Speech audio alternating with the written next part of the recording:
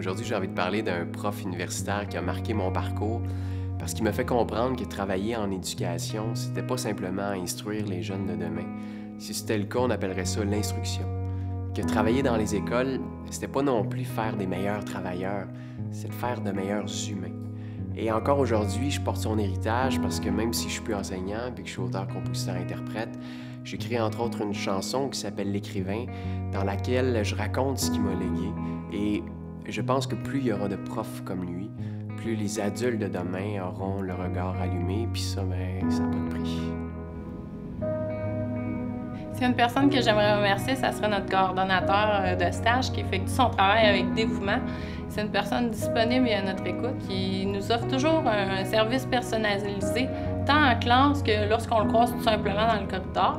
Il est remarquable parce qu'il connaît tous ses stagiaires, il sait cibler leur potentiel, puis ça se voit. Il s'intéresse aussi à nous et il s'assure que notre milieu de stage il répond à nos préférences à nous, puis à nos besoins d'apprentissage. Sinon, il va prendre les ressources pour nous permettre de mieux progresser dans notre cheminement académique et professionnel.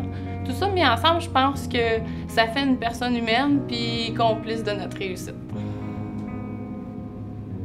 J'ai l'honneur aujourd'hui de présenter quelqu'un qui n'a pas la chance d'être reconnu pour le travail exceptionnel qu'il fait. C'est un membre du service des sports et de l'activité physique, mais c'est également notre gérant d'équipement à l'équipe de football du Val-Réal. Être gérant d'équipement, c'est pas quelque chose qui est facile. Il faut qu'il réponde à nos petites demandes, nos petites requêtes de joueurs et d'entraîneurs qui peuvent être difficiles à gérer, mais il le fait vraiment bien. Il le fait toujours aussi avec le sourire, la bonne humeur. C'est un petit peu notre soleil à l'équipe. Après nos pratiques qui ont été un peu plus difficiles, on revient dans le vestiaire puis il est là pour nous accueillir avec le sourire, nous rendre de bonne humeur.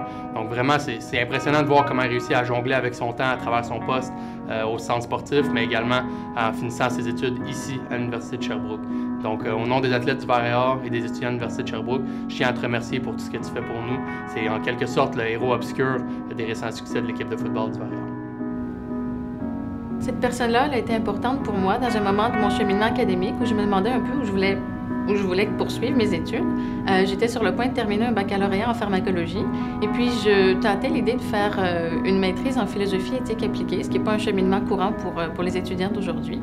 Et puis je me suis assise dans le bureau de la coordonnatrice de programme et puis je m'attendais vraiment pas à pouvoir avoir une discussion aussi profonde avec elle parce que pour moi, j'étais une des 70 élèves de la cohorte. C'est là que je me trompais parce qu'elle a vraiment à cœur la réussite de chacun de ses élèves et puis elle les connaît personnellement. Maintenant, je suis de retour à la faculté de médecine pour un doctorat en sciences cliniques. Je tiens vraiment à remercier cette personne-là pour les conseils et pour les encouragements qui m'ont vraiment permis de faire ce détour-là, qui m'ont permis aussi d'acquérir une expertise très précieuse pour mon présent cheminement.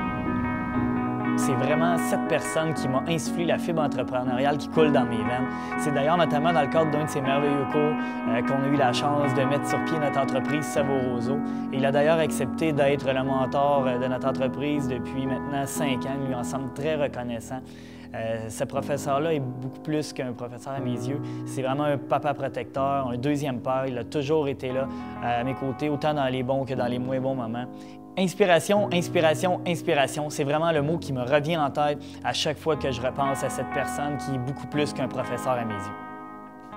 Partir de son pays, ça prend beaucoup de courage, mais faire de la chimie, ça prend du courage, de la détermination, mais aussi un professeur qui est capable de nous aider à nous surpasser. Et il a toujours été là, d'abord pour m'aider à passer l'hiver québécois, mais ensuite pour m'expliquer la chimie, pour m'apprendre la chimie et me donner des exemples jusqu'à temps que j'ai compris et que je sois capable d'expliquer aux autres. Et il est grand dans son cœur, mais aussi il est le plus grand du département de chimie. Et un jour, je lui ai dit, un jour, je serai aussi grande que toi. Et il m'a répondu, peut-être quand je serai couchée dans ma tombe. Pour moi, il est l'exemple de l'intégration réussie, mais aussi et surtout de la diversité culturelle de l'Université de Sherbrooke.